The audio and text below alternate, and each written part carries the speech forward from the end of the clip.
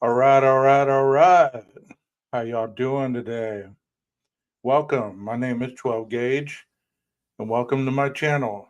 If you've never been here before, thank you for stopping in. Thank you for coming in and spending some time with me. If you've been here before, thank you for continuing to come back.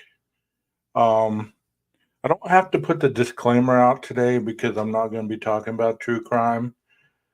I'm going to talk a little bit about it, but I'm not going to talk a lot about it. I need to change the background because it's messing with me. It's blending in too much, and I need to be able to see the background. Anyways, I hope you guys are having a good Thursday. I thought I'd get on here tonight and discuss a little bit about addiction. I haven't done any um substance abuse or lifestyles or life skills classes in a while. I will kind of relate this to the Idaho 4 case a little bit because, as I said, can addiction cause somebody to be a killer or to be a mindset of a killer? So, we will discuss that a little bit and I'll pretty much freestyle it tonight. I don't know how long I'm going to be able to really talk, but I'm going to try to do my best to keep you interested and involved in the topic. Like I said, I hope everybody's having a great day. And, I was doing some research last night before I went to bed on this topic because I like to research a little bit about what I talk about before I actually get on live. And I just don't like to be caught unaware. I am going to talk a little bit before we do get into the drug addiction part about the court hearing that happened today and about the little bit that I heard. Um, you know, it seems like the defense is really attempting hardcore to get Brian a fair trial, even if it means to change venues, change the location of where the trial will be tried at. It seems like there's a lot of intermeddling going on, sneakiness going on by the prosecution. Um, I didn't really think so until today, and it seems like they're getting to the point where it's actually going to start being real now. One area that I didn't really particularly care for that I heard was when the prosecution was talking about the revenue, how much revenue it would take away from the community if they took the trial out of the community, which the last time I heard, trials weren't meant to bring in revenue for your community. I mean, if that's what you're looking at it as, then possibly that's not a good mindset to have. That we need to have a high profile trial in our community, in our county, in order to bring in revenue. But if you follow this case any at all, you have an understanding that it seems like they're all about the community, about bringing in revenue, whether it be the university, whether it be the sports, whether it be, tourism or whatever it may be. It seems like that is that is focus and priority one. And I can understand that. I mean, they're a small community, but at the same time, four people didn't lose their lives so that you could have a circus come to town, so that you could have people come to town to fill up your pockets. at their expense. That's not how it should be. But hopefully he just misspoke. Maybe he was not in the greatest of moods. He didn't look like he was really in a great mood. Anyways, I took a still shot of it today, and let me show you what I got.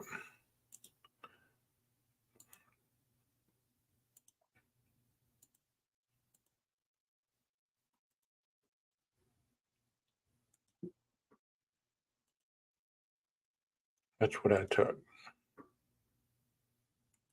Where actually he was talking, but after the fact, I mean, he really turned red the longer the hearing went.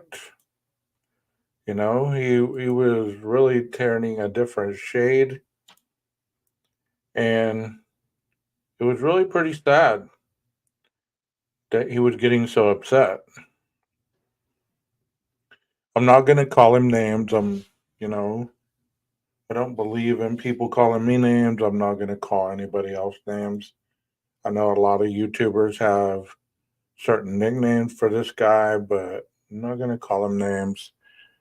But he seemed to be very adamant about feeling like the survey undermined the discrimination of the case. Um, he seems to be very, very adamant about some of the questions on the survey, um, where, obviously some of the questions that were on that survey, if you listened to it at all, you heard possibly some of the theories or some of the thing going around on social media that could have, contributed to some of those questions. I personally didn't see anything wrong with the questions, but the fact that they came back after they were answered and it proved that the area was biased one way, meaning that, you know, he wouldn't get a fair trial in Latah County, that's kind of concerning. That would be concerning to me if I was in his position. I don't know how y'all would feel about that. Let me know how you'd feel about it in the comments. Um, it's just very concerning how this whole trial seems to have taken on a life of its own. It's almost like watching what not to do and what to do in a trial process for the whole world to see. It's almost like a reality show whenever they go to a court hearing. That's what it feels like. It feels like they're doing this for the very first time, or they're not very comfortable doing this and they know they're being watched by millions of people. I'm exaggerating, but it could be. I know they're being watched by a lot of people, at least 20,000, based on the amount of people that are allowed to subscribe to his channel, and that's quite a bit of people watching you, critiquing your every word, critiquing your experience, your wording, the way you should attack this more, the way you seem to be very nonchalant about other things. It's terrible because as you've seen over the past week, there's been creators that have a lot to say about another creator and with merit. With merit. There's a lot of tactics that other creators use to gain notoriety, to gain clicks, to gain whatever they feel that they need. It's terrible that they have to go to that level to be able to present something that they feel is breaking news, even if it undermines the integrity of the case, even if it undermines the integrity of what the family is trying to hold on to. It's very sad that there are people that would go so far to try to sabotage something just based on their own interpretation of their value on YouTube. That's why a lot of times I don't like to do these impromptu like I'm doing tonight because I don't have any evidence that I'm backing it up. You're going to have to take my word and my experience. By the way, I'm a licensed chemical dependency counselor. I've been doing this for about 19, 20 years. In 2004, I got licensed. In 2009, I became an intern in 2004, where that's basically on the job training. If you've never been an intern or you've never understood what that concept is, it's where they train you to be a counselor. You're under another licensed counselor who signs off on you.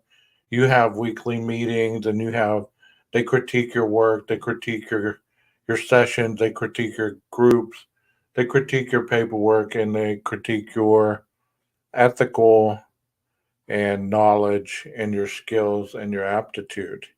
Um, it's it's 4,000 hours, or it was when I was doing it. I think they bumped it down to 3,000 now, but it's still a master level internship after it's all said and done.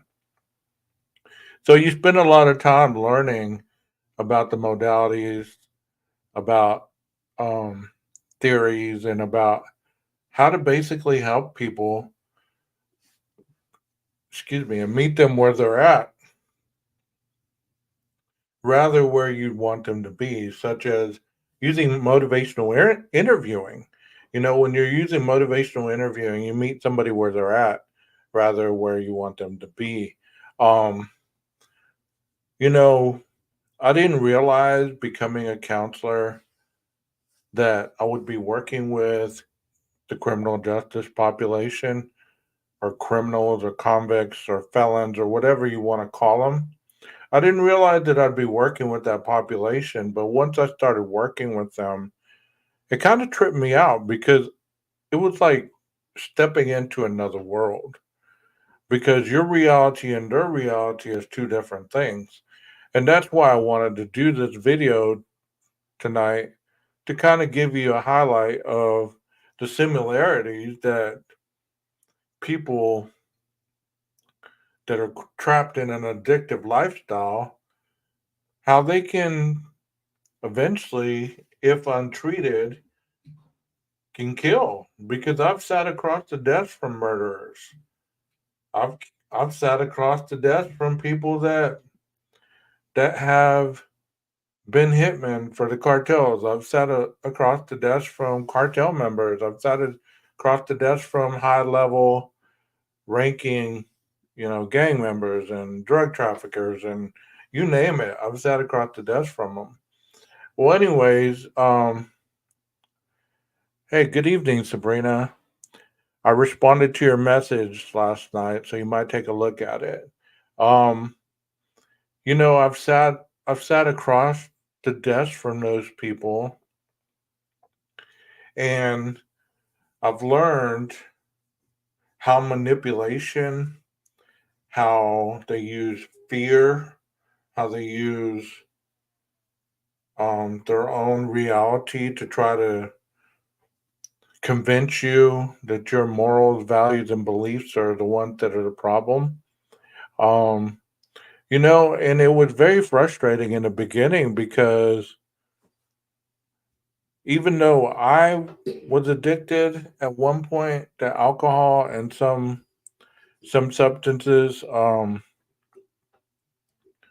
by the grace of someone looking out for me, um, I never became a criminal. I mean, no DWIs, no public intoxication, no other kind of possession charges or anything like that, but doesn't make me any better um,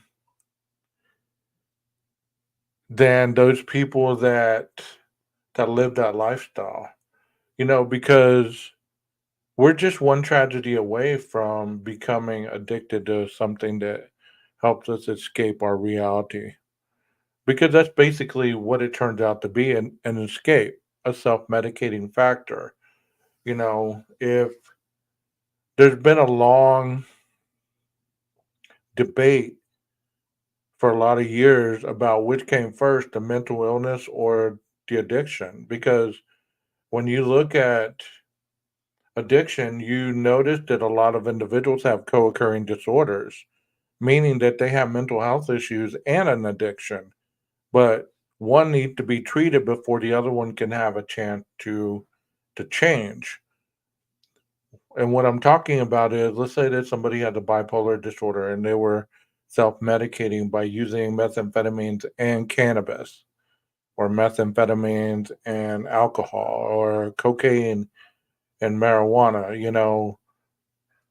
Those type of things are self medicating factors, and you have to get to that level of understanding on what you're dealing with.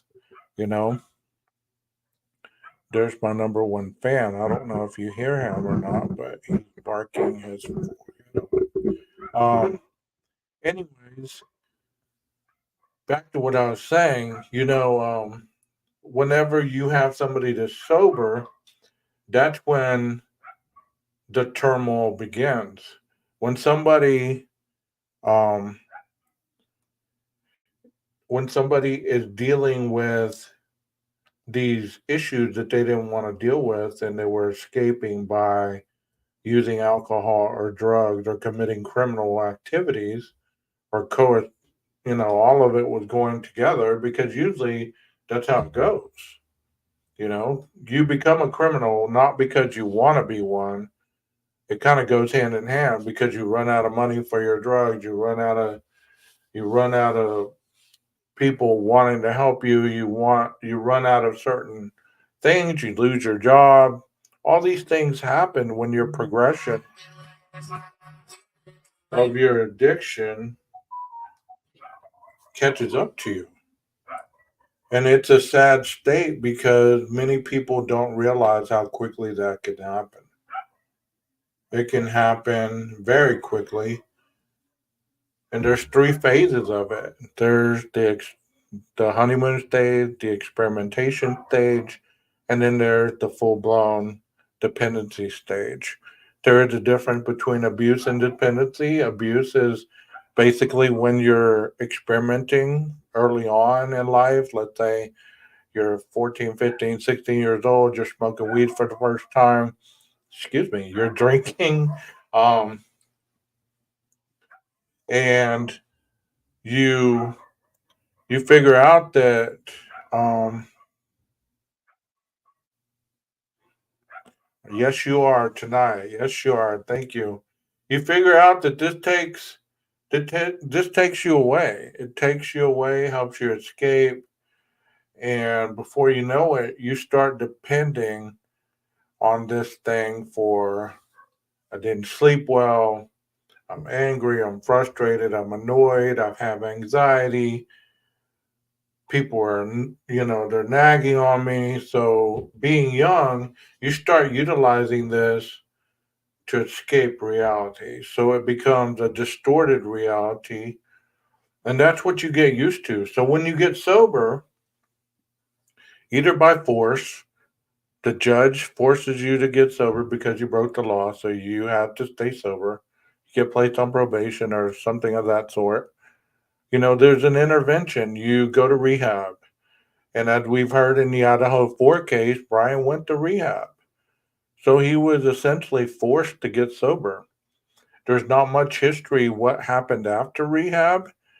Theoretically, I would think that that's whenever he interjected himself and losing weight and boxing and wanting to go into the criminal justice field, and started going and getting his degrees. After that, He may have been utilizing his going to school, boxing, all that to take the place of the heroin addiction or whatever else he was addicted to. So, that's what happens if you have an addictive mindset or a mindset that is based on you not being able to deal with life on life terms. Therefore, you become overwhelmed. You start losing things. You start having preoccupation with the stressors in life, and before you know it, you could relapse pretty quickly. You start hanging around new friends who are using or something of that sort, and before you know it, you relapse. And then you're in trouble. You're in trouble because it comes back full force.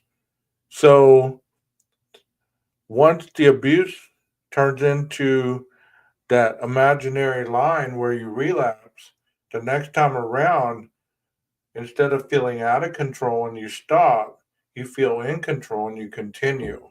And you continue doing this until you have what they call a fatal crash. You have a crisis come along. You get busted um, with drugs, or you get a DWI. Um, EOD, something, some crisis happens, and you're forced once again to quit. Well, by this time, you build up a tolerance, you built up a hefty amount of drug using friends or drinking friends, and that's the lifestyle that you know. And the lifestyle is so hard to get rid of because you've learned how to manipulate to get what you want out of life. You've learned how to lie, you've learned how to steal.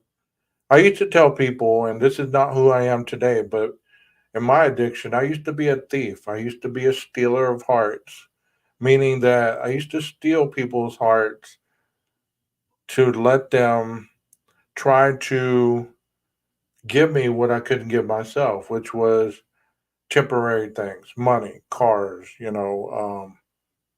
success, help me do this, help me do that. And when I'd get tired of it, I'd burn off. I'm glad I'm not like that anymore because that was such a crappy way to be. That was a crappy way to be. But what I'm saying is, how does this all intertwine with becoming a killer? Well, when you become a criminal, there's something that changes in your mindset from the drug usage. Your reality is distorted, meaning that what used to be right is now wrong. What used to be wrong is now right. Your antisocial personality is a personality disorder based on your view on life. So you instantly start disliking police, you start disliking authority, you start disliking your family. The only people that you have twisted loyalties to are your drug addict friends or your criminal friends because you're hanging around with them because they supply a need for you. But once that need is gone, boom, you're gone. And you're constantly bouncing around replacing these people w- with new people. That's why in my mind I'm thinking that when Brian left Pennsylvania, he may have left a lot of friends, that he had for a very long time because he grew up in that area. So you're going clear across country and you go to a university where you don't know anybody. Well, what's the biggest and quickest way to get involved with people that are in college? Is you say, yeah, I drank a little bit or I drug just a little bit. And guess what? All of a sudden you have a bunch of new friends Could this have, been the gate in which you walked through? So we had two different lives, and I want to touch on that too. Whenever you become a drug addict or an alcoholic or a criminal, you have two different personalities of yourself. And if anybody denies this, they're a bold faced liar. You have a part of you that want to be good, that want to follow the law. You pretend. The chameleon effect is you change to be this person around certain people, places, and things because nobody likes to be referred to as a drug addict, a piece of trash, this or that and the other. So you change who you are. You're the chameleon. But when you get tired of playing that role, it's almost like you're just like, oh, I can't wait to go get high. Tired of being in the house with my family. I'm tired of, having to be home and, just to get the car to drive it around. I'm tired of working at this job just so they'll get off my back. I want to go get high. I want to go get drunk. I want to go hang out with fun people. This is a boring life. So they go back to what they know, what's comfortable, what's exciting. That's the double life. That's what I'm saying. Brian might have been a criminology major.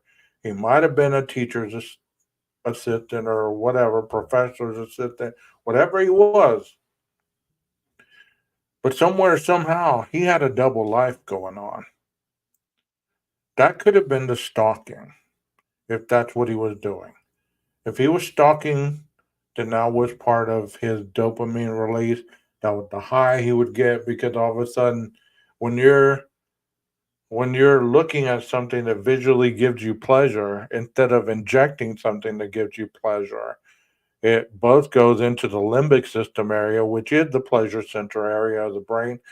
So, looking at something that you like, such as a slice of pizza, a hamburger, French fries, pornography, $1,000, whatever it might be, something that you visualize that you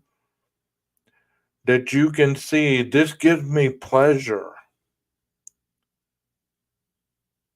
Instantly, it creates happiness in your brain. The emotion is happiness, the feeling. So therefore, you want to keep it going. You want to keep plugging that happy feeling. So the teacher's aide was the hard grader, the a hole, this and that and the other. That was the why I got to fit in because most killers that's what they get. That's what they want to do. They want to fit in, so they don't attract attention to who they really are. It's the same as the drug addict. I want to let you know that I'm smart, just like you. I want to let you know that I can dress nice, just like you. I want you to know that I can use these big words, just like you. But once I'm in my house, man, I'm getting high as I'll get out. Nobody knows. I clean up, go to work the next day. You didn't know what I did in these 8 hours. You didn't know that I drank, that I got high, that I did this, that, and the other. And maybe by that time, he was just recreationally using and doing the others to suffice the deep rooted pleasure that he wasn't getting from the drugs or the alcohol or any of that. The staying up late at night, that is a precursor after you quit using drugs. That is, I mean, not precursor, that's not the word I meant. That is the after effect of what happens once you get sober. Your serotonin levels are off. Therefore, you can't sleep. You only sleep in intervals. So, if you're not sleeping well and you got to maintain a job, you got to maintain an image, you got to maintain all this stuff during the day, but at night, you become who you really are. That's two personalities, that's two people that you're keeping up with. You said, okay, maybe that was the reason why he chopped. Oh, he chose to move away to be the hand could not. Yes, exactly. I mean, you change who you are during the day to fit in. It's kind of like this. Let me give you this example. I have, because he's still around, I have a friend who he used to work in the restaurant business and he hated his job. He hated it. He was a very, and if he ever sees this, he's going to kill me, but he hated his job. He hated his life. He hated the position he was in. So he'd go to work because he had to make money. He had to pay bills. He had to do this. But once he got home, it was, I got to get my mind right. So he'd go up to the bathroom. He'd smoke weed until it calmed him down because he was so angry all day long of the frustration and the stress and having to play a role and be a person who he really isn't to show the world because he needed the money. He needed a job. But once he came home, he was able to just unwind, take that off, and become who he really was. I don't know if that makes sense or not.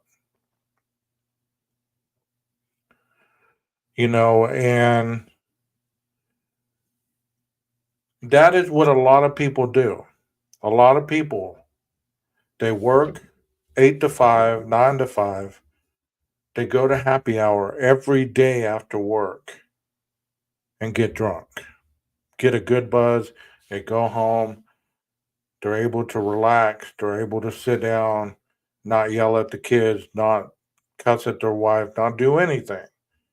They go to sleep, eat dinner, go to sleep, wake up the next day, able to take on the day. Are they addicts? No. They're functioning alcoholics. If they're smoking weed, then they're functioning drug addicts. They're just abusing it until we get to the point of unmanageability. Then it becomes a dependency. It's not that they are dependent on it, they are dependent based on the fact that it changed their physiological, their mental capacity, and their awareness of reality.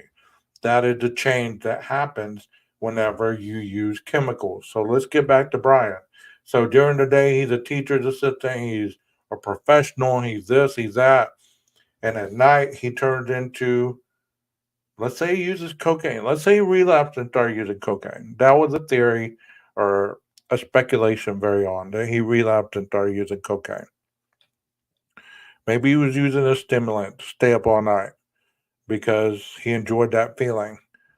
You go driving around because who's going to stop you in the country? If you're high off cocaine, you're speeding, whatever. Nobody's really going to stop you out there. So driving around until I get sleepy, till the coke wears off. I'm tired of using it, and I'm pass out for 3 or 4 hours. Get up, go to work, and do it all over again, every day in, day out, day in, day out. Well, after a while, you start to burn out, and the addiction becomes stronger than the ability for you to function. I don't know if you remember his booking photos, but he didn't look like the Brian that he looked like in the court today. I'm pulling that up. Hold on a second. Let me find one that hasn't been messed with. It's hard to find one where he's looking straight ahead.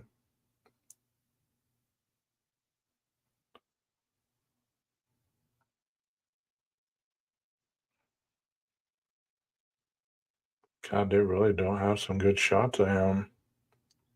He's looking sideways. He's looking this. He's looking that. Okay, there's his mugshot.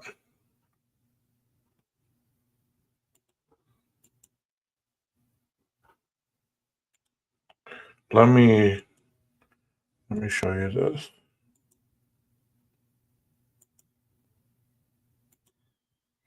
That was his arrest picture right here. This guy right here does not look like the same guy that was sitting in court today. He doesn't. He's thin. He's his eyes are sunken in. He looks like a drug addict right there. He looks like he's been using something. And you're saying, well, you're just assuming you're speculating, you're this or that. Look, bro, whoever says that or whoever types that in the comments, I've worked with drug addicts my whole career. I know what they look like when they're in their active addiction. And this guy was in his addiction. Look at this. Skin and bones almost. So he was using something that caused him to lose weight, to stay that skinny. Hey Brandy, how are you doing? Doing well. Thank you for being here. So what I was saying is, so he had to keep that persona up. By day, I'm the teacher's assistant. By night, I gotta find a way to give myself pleasure. If it's not using drugs, because he might have not have been using drugs all the time. Don't get it twisted, but he was using enough to give himself that look. And if you have anybody who's ever used drugs in your family dynamic, you understand exactly what I'm talking about. Staying up all night for a reason. Insomnia is a thing, but you know what? Most of the time, people don't stay up all night vacuuming. They don't stay up all night making all kinds of noise. Hell, was he looking out the blind? Was he seeing shadows? What was he doing? And I'm not trying to be funny, but you know what? I'm giving you a different side of the case that isn't discussed about on other forums. And that's why I'm liking it tonight because I'm able to give you the information based on my experience, based on my job, because I know this stuff. Right now, looking at Brian in the courtroom, he's clean and sober. He has some weight on him. His face isn't sunk in. His eyes aren't sunk in. He doesn't look creepy, you know? Good job, Brandy. Good job. You know, and when you're in your addiction and you're trying to maintain some some things become obsessions. They become an obsession to you and you cannot break that obsessiveness. He may have already had a little bit of OCD based on his fear of germs, being a vegan and all that stuff that supposedly he was, you know. So maybe he was a germaphobe too, you know. So you put that into his mindset. You're high, you're sober, you're high, you're sober, you're high, you're sober. After a while, that messes with your mind so badly, especially if you're using a stimulant, because you don't process reality the same way sober people do. You know? And I can attest to this because I was taking an upper and a downer. I was taking the speed during the day to work out, to do all this stuff, and then I'd get drunk at night after work to be able to go to sleep, to wind down. And after a while, you do that so long, you don't sleep right because when you when you when you're sleeping under the influence, your body's still working hard to get that chemical out of it. So you're not sleeping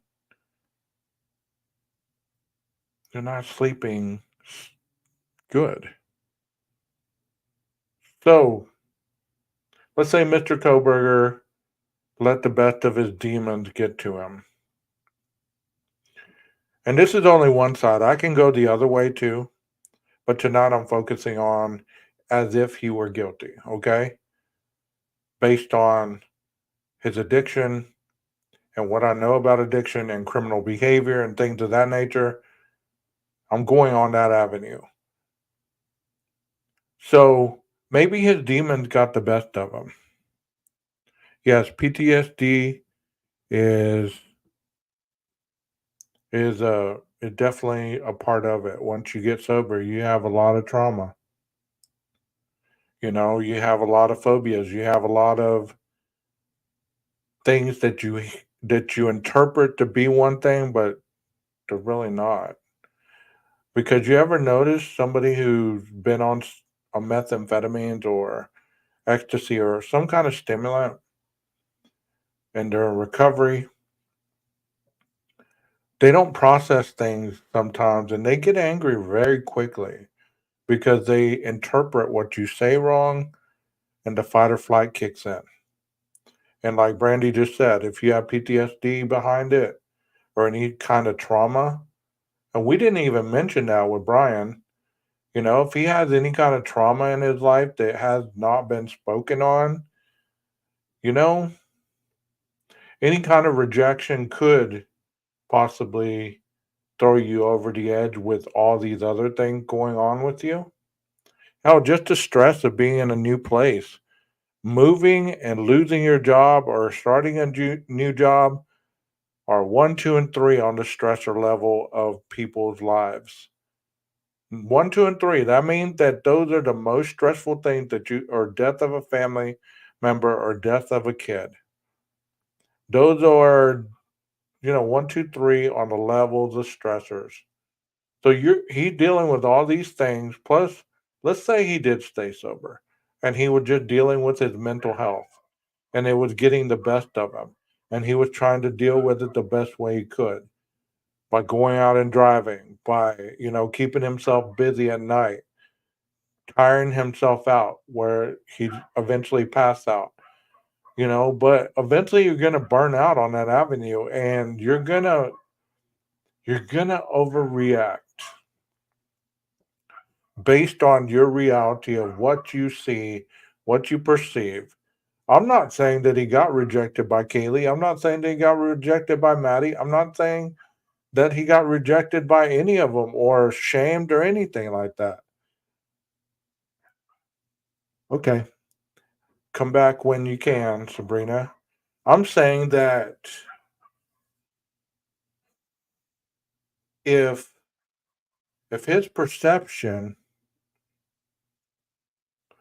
if his perception of what the situation was, if he was dealing with it logically of it in his sober mind, then he could have talked himself out of it because he'd been in rehab.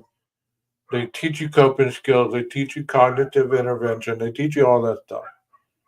If he was dealing with life sober, then he was pretty much on a good course.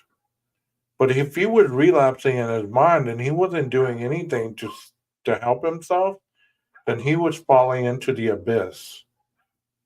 And if you've ever been a drug addict, an alcoholic, a criminal, once you fall into that abyss of unmanageability, it's hard to climb your way out of.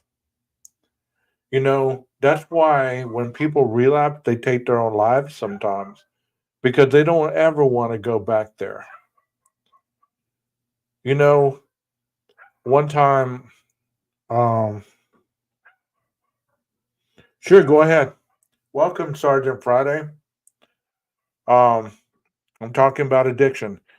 Um, you know, the reason that I got sober, it's not because I was scared of the drugs. It's not because I was scared of the alcohol. It wasn't because I was scared of the lifestyle. I be I became scared of myself. Scared of myself on what I could do to me one more time and would I be able to get out of it? Because as long as you're getting out of things, you continue to repeat the process because you're not facing any harsh consequences behind it. And if you were like me, I wasn't facing consequences on my behaviors.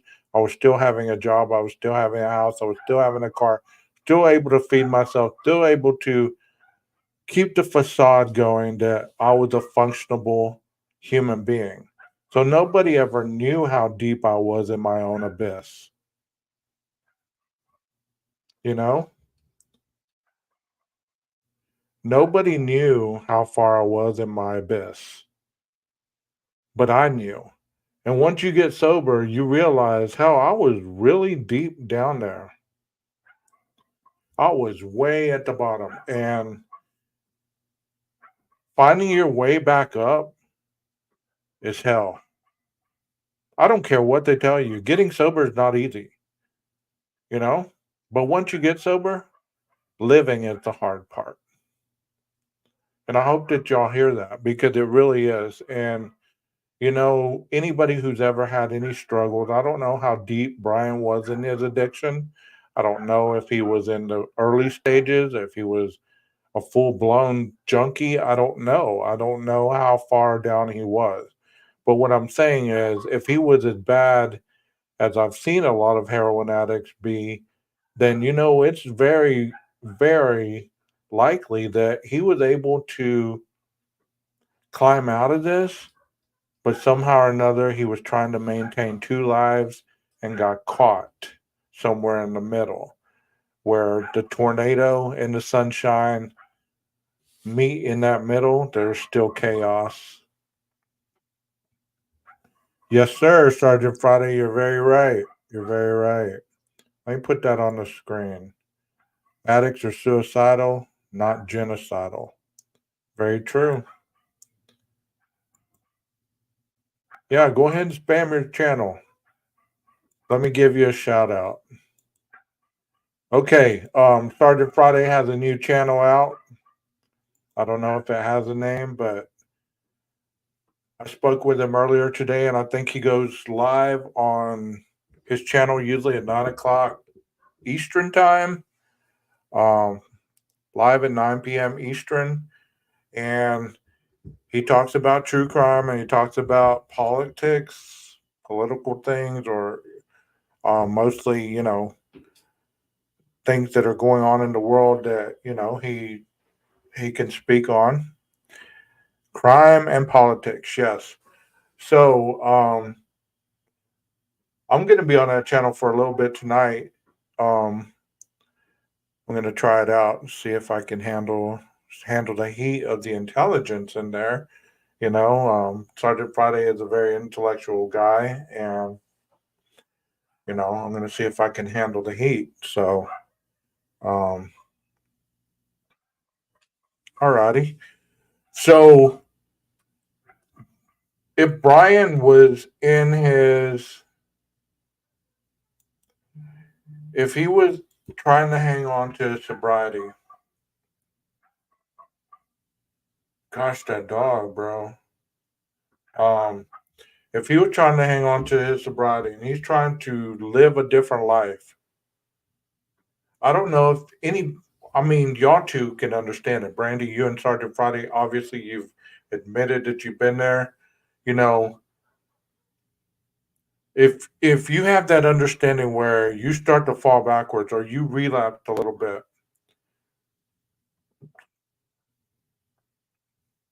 um, it's difficult to beat the depression that comes on from it. To to beat the anxiety, the edginess, the feelings of, oh my God, I've let this person down, I've let that person down, I've let myself down. Or worse, what if people find out? What if people find out that I've fucked up? Excuse my language, but that's the best way I can put it. I fucked up, so therefore I am just that. I am just the fuck up. Then you start the emotional Ginsu knife shredding of the brain. I don't know if y'all are old enough to remember the knife that they used to advertise that cut through everything. You never had to sharpen it, blah, blah, blah. But you know what? That's what I see. It's like a Ginsu knife or just like a blender of the brain where you're just annihilating everything in your brain because you can't handle all the thoughts at once. Could this have been the rage? Could this have been the impulsiveness of committing this crime? Could this have been the straw that broke the camel's back, so to speak? I can guarantee relapse insurance. Be honest, it's that simple. Be honest to yourself first, and it will bleed into all your affairs. Very well said. See what I mean? Sabrina says, "Hi, Sergeant." But you guys understand what I'm saying, when you start to, that's why they say in meetings and a lot of therapy, they say, the mind is a terrible place to go alone. So, Brian, if he didn't know anybody, he was alone. Obviously, he had his parents, he had his sisters, but who else was in Brian's corner? Who did he have to talk to when things went bad, when he had a bad day, when he had students talking shit about him or this or that and the other? Who did he talk to? I'm not making excuses for him. I'm talking real life, because there's a lot of self-righteous people in the world that claim that they don't have any problems and they can make it through life every day without, fucking up or doing this, that, and the other. Well, guess what, guys? If you've ever been a criminal, if you've ever had a drug addict addiction or anything like that, once you clean up, that mindset doesn't go away. So it's an extra fight on you. You have the sober you have the sober, law abiding you, and then you got the fucking criminal drug addict on your back wanting to do push ups to bring you back with them because that's where the comfort lies. Excuse my cursing, but you know what? I'm trying to get my point across. I get fired up. I get fired up on this topic because I know it. I know it well, and I know exactly what it does and how badly it hurt the world and people in it. It's just as bad as serial killers that people talk about every day on this channel. Just as bad as the politics that people talk about on these channels. It's just as bad as the misinformation that people talk about on this channel. It hurts people. Just like Sarge says, if you're not honest with yourself, you can't be honest with anybody else. So the life of an addict trying to get his PhD, trying to work, trying to make friends, trying to get laid, because let's be honest, there's three basic instincts in life. There's social, sexual, and security. Social is you want to fit in and be a part of. Sexual, you want to reproduce or, get some.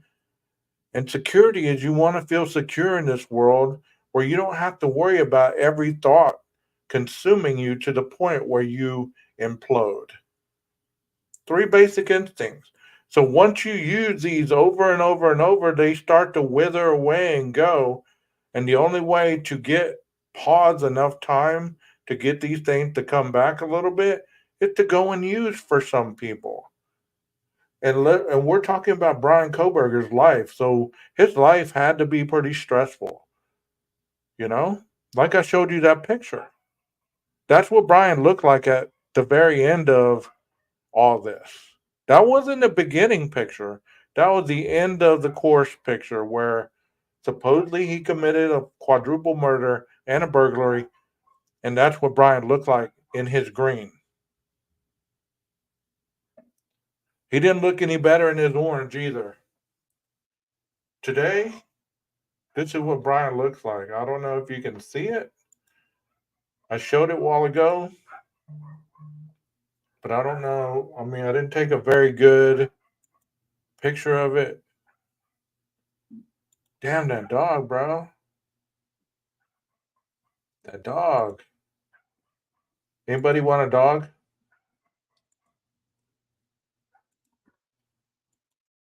Housebroken. Sarge, you want a dog?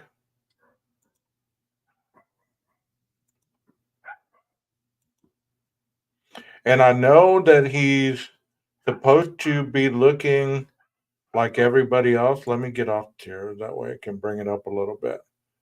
But even from a distance, Even from a distance, you can tell that he has some weight on him.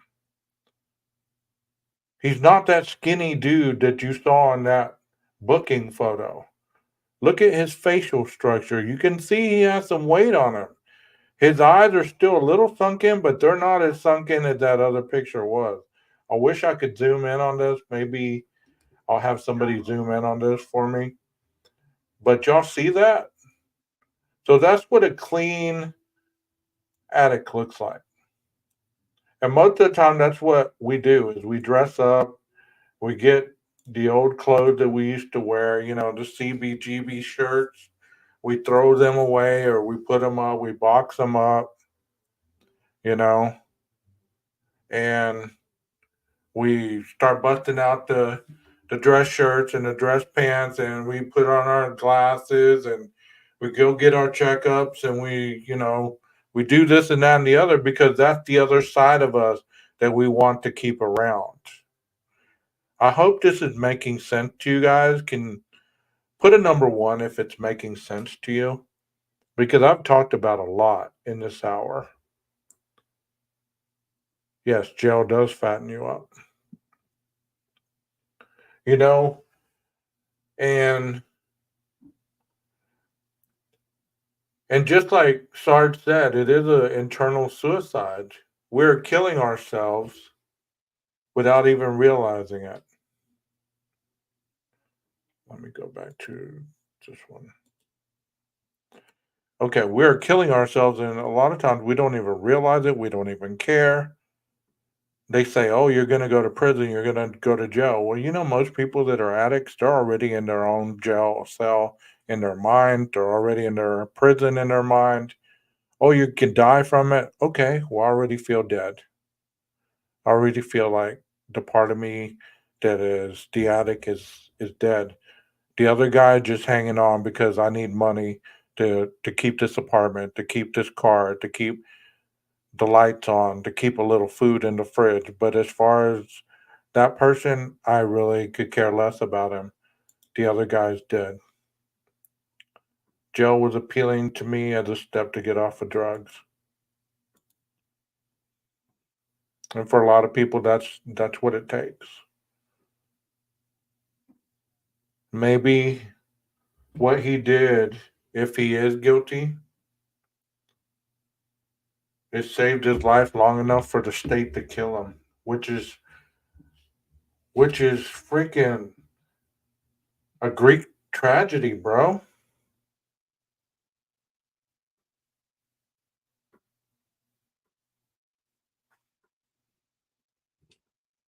Greek tragedy.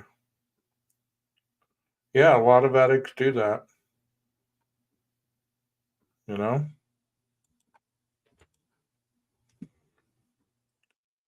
So, can addiction create a killer mindset? So far, what do you think? Have I convinced you? Put a one if I have, put a two if I haven't. Sarge, are you the only one in here? You want to hop up here on the stage for a little bit?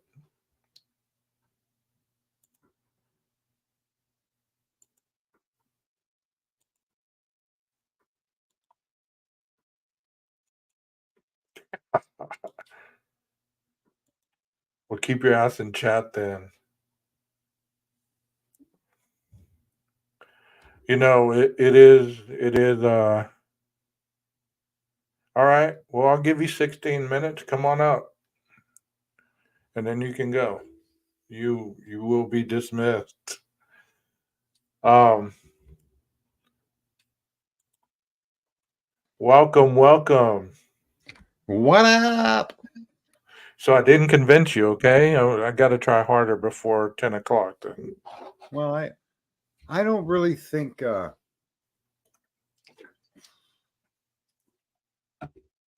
don't really think that the drugs creates a killer. I honestly think serial killers and killers have a well-established, deep-rooted desire to do that. And drugs may be a way to keep that demon at bay. And then Okay. and then the demon overcomes. I don't see in any of the reporting on Kohlberger that it's factually verified reporting that indicates to me his intent to cause harm to others that he ever has done nor had the desire to do so.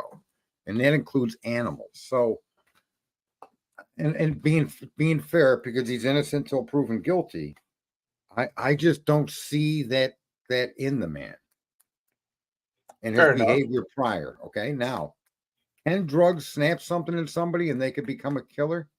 I suspect so, but not in such a cunning, efficient way as being suggested here.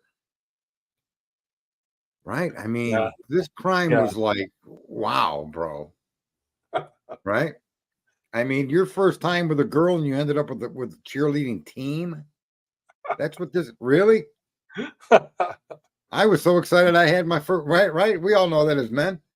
But Brian Koberger went out and got the whole cheerleading team from all the universities in the area on his first night out. Come on, man. Yeah. I mean, I guess I should have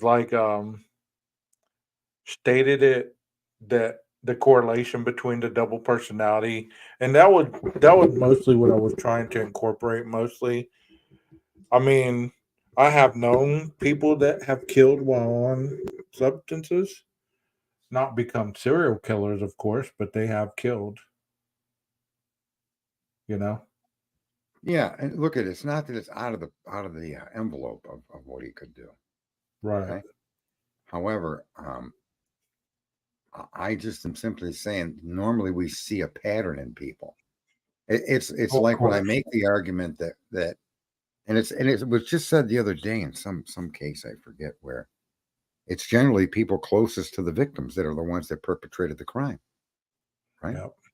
And so, based on information that we can verify, there to our knowledge, there is no murder connection between Koberger and these victims, based on statements released to the court and emotion. So if that holds water, and I accept that it does, then you have to really look at this case, I think, with a questioning mind, because all those things you would expect to find pre-contact, DNA, and any kind of something in his vehicle, in his home, in his car, his apartment, somewhere you would expect something to be found to connect Mr. Koberger to that scene, and there's nothing. When you start seeing it go that way, I think that a fair-minded person will pause and question now what they're looking at. It's possible. I'm sure you can still hold the idea it's possible this gentleman did it, but more of the information released to the public till now is saying no, he didn't do it. Now, and whether Yeah. it's going to hold up in court or not, we'll see. But so I guess that's where I go with Koberger. I just don't see it. Yeah, tonight was more. I mean, tonight I started this whole stream with the disclaimer that I was going to speculate a lot. You know, a lot of this Yeah. stuff I really don't. I mean, I've never put this as far as this is what happened. You know what I mean? I speculated the whole hour. Yeah, know no, what I I'm not mean? pointing fingers Yeah. at you or questioning what you've said, and I hope it doesn't come Yeah. across that way, right? Okay. All right. Both sides of the coin are valid. Yeah. I simply say, though, I accept information as it comes forward and stack it up. And when you stack it up, for me, the verifiable data that we have doesn't show a precondition to this kind of behavior. It doesn't show even criminal actions that are mirroring any kind of violent behavior, right? And we know for a fact this guy was on heroin. We've heard people say that claim to know him, right? But Yeah. was there an official public statement he was a heroin addict? Did his family come out and say that? We see. So, Yeah. okay. So I suspect he was. I accept that there's enough ancillary information that's not documented, but things that have been said from different people that give me the comfortability to say, yeah, he was an addict at one point. I won't attack those people as them being wrong. I can accept that. But did his addiction drive in him something that he'd repressed all of those years? Maybe that's why there's no record of it. Maybe. So your point is extremely valid. You can be an addict and become a mass killer, right? Yeah. I mean, there was, to be fair, and I've never shared this with anybody, but another person. I love you too. Is that what I'm supposed to say? To be fair, I've only shared this with another person because we talk we think a lot alike. Um, but there's been times when, in the past while I was in my addiction, my mind was so warped I could talk myself into just about anything. You know what I mean? If somebody pissed me off enough back then, I had that anger and that warped thinking that I could have just went off and been a spree killer. You know what I mean? You know, Not even realized it until hell weeks later when I finally got clean. I went through a divorce where both parties were ordered because of the arguments that were being battled to go to a psychiatrist. And there's a small audience here, but regardless, Right. I was a very violent young man. In high school, I had the record for the most amount of fistfights, and that included against staff and teachers and students. I didn't put up with nothing from nobody. When I lived in a very violent kind of environment where my parents were abusive, and so I grew up with that mindset. Right. And yet I never really had the desire to kill anybody. But I wouldn't back down. I didn't care even if you beat me up, because in the end, if you didn't kill me, you were going to walk away from that fight and you were going to look as bad or worse than me, even if you won. Right. So I always had to keep so I can, addiction. I was doing smoking marijuana back then when I was young, a lot of it. So, but between that and the fact of my living conditions, you could trace my history back. And even the psychiatrist, and that's why I mentioned that. When I was given an exam from a psychiatrist, and there had already been, because as I had said, I was an addict, I'd been in jail. I already have a history, right? Right. That psychiatrist could review. And then he had the chance to interview me. And when he got to understand, his words were, most people like him end up being serial killers. Okay. And this man is somehow, in some way, has been able to keep that is not part of his life. He's been a father, a business owner, a husband, a regular guy. He said somehow this guy was able to take the correct turn in the path of life. But with his background, when you listen to some of these cases of crimes and bad crimes, that's the background this guy has. So I was like, almost in tears. The guy was at least crediting me, honestly. But so for a psychiatrist to say I could have went either way and I went the right way, I know what it is and why you medicate and why you do drugs. And I could have been a very violent, dangerous person. I could have been a killer. Right. But thank God, I for whatever reason, I always, I just never went. I can't even tell you why I never considered that. If you stole from me, I did. But generally, what I would do is steal back from you in a greater proportion to what you stole from me. That's generally how I would handle things. If you punched me, I'd kick you in the balls and punch you in the throat. Right. So I would escalate, but I wouldn't look to kill you. So you were that character in Goodfellas, right? No, I'm just saying, but life, here's the thing. No, I'm saying that's who you're reminding me of right now, or Casino. Yeah, and like I listen, I should probably tell people, I should tell a story of my life and maybe write a book about it. Joe Because Pesci. it is quite interesting, and I think what I think got me through it all is because I do have Asperger's. I think that really saved me, if you want to know the truth, because we deal in our head with logic and what makes sense. Yeah. That's what we focus on, not. So that may have helped. I think that may have been the difference. That may have helped me, not hindered me. Well, I'm glad that you got through that. I'm glad that you made it through So to the other side, because there's a lot of people that don't. There's a lot of people that don't, that are still struggling at this moment. At this time that we speak, they're trapped in their hell, and the sad part is a lot of society looks down on them as they got a character flaw. You're broken. You'll never get fixed. You know what I mean? What kind of mentality would that be? We're all one tragedy away from being just like an individual that we've spoken on, And I think where I benefited from when it came to the recovery process, a lot of people benefit. They give benefit to God and things, and I do my fair share of that. But realizing that I only mattered to myself, and that if I don't matter to myself, I don't matter to anybody else, right? That's and true. So I grew up feeling I didn't matter to anybody, right? Teachers knew, Neighbors knew. Nobody stepped in on my behalf. So you can only imagine the amount of resentment I had towards society in general when nobody cares, right? Oh yeah. Um, Oh yeah. and what benefited him the most was a counselor, this little 4'8" Indian lady, and she was the smallest person. I think she was like half an inch from being a midget. But this woman was a clinical psychologist. She had a doctorate in psychiatry. She had all kinds of degrees. And you would think she wouldn't know how to counsel an addict. But that Yeah. woman was the absolute best person that ever came into my life, because she gave me a sense of me, and then I needed to take care of me, no matter what others did to me. Right? She Yeah. told me that my step parents could have done they could have done worse to me, and neither one of those two people gave me a crack pipe and lit it. Right? Just think that one through. How stunning is that? They could have done even worse to you, but they didn't light the crack pipe you did. Right, right. That's a Wow. stunning, right? That's a revelation of fact and truth. And Wow. that resonated with me. That resonated with me. Once you're 18 years old, okay, enough of what your parents did to you. Yeah. See? So yeah, it was cool, man. All right, I'm gonna Hey, jump off. thank you for hopping up, man. I'll see you later on. Okay. Yeah, I'm gonna go over. I gotta get the other one going. And thank you for having me up here. You're awesome, bro. Hey, you guys, be sure to tune in to Sarge's live tonight. He starts at 9 p.m. Eastern.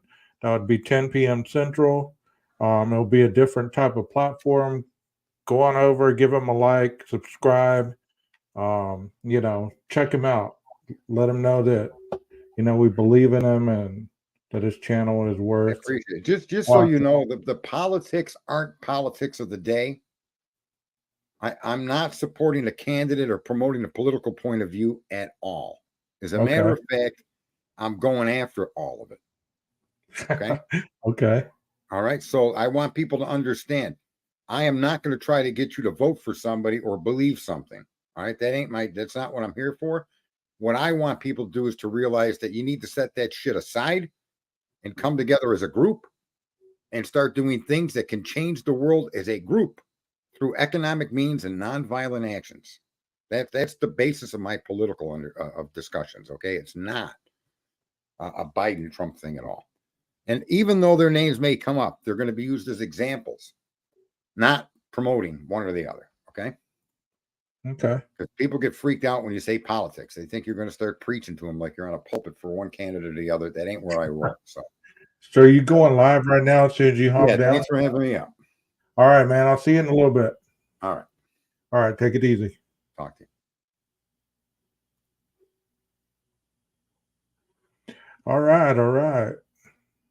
That was Sergeant Friday. Like I said, go check out his channel. I'm about to be over there probably in about 10-15 minutes. I'm going to cut this one. I'm going to do some stuff and then probably go hop on over there. If y'all want to go join me over there, go sub his channel, go check it out. I hope you guys enjoyed the stream tonight. I hope that you got something out of it. I know it wasn't as polished and formal as my usual stuff, with the big words and the big terminologies and things of that nature. But sometimes we got to keep it simple in order to, get to a common ground. You guys, y'all mean a lot to me. Thank you so much for listening. Thank you for your comments. The chat was awesome. Hope you keep coming back. Sabrina, send me an email, and the rest of you too, if you want any kind of information or somebody that's struggling, my email is on my channel. So basically 12 gauge phillips41@gmail.com. Hit me up, and you know what time it is. Maestro, hit the music.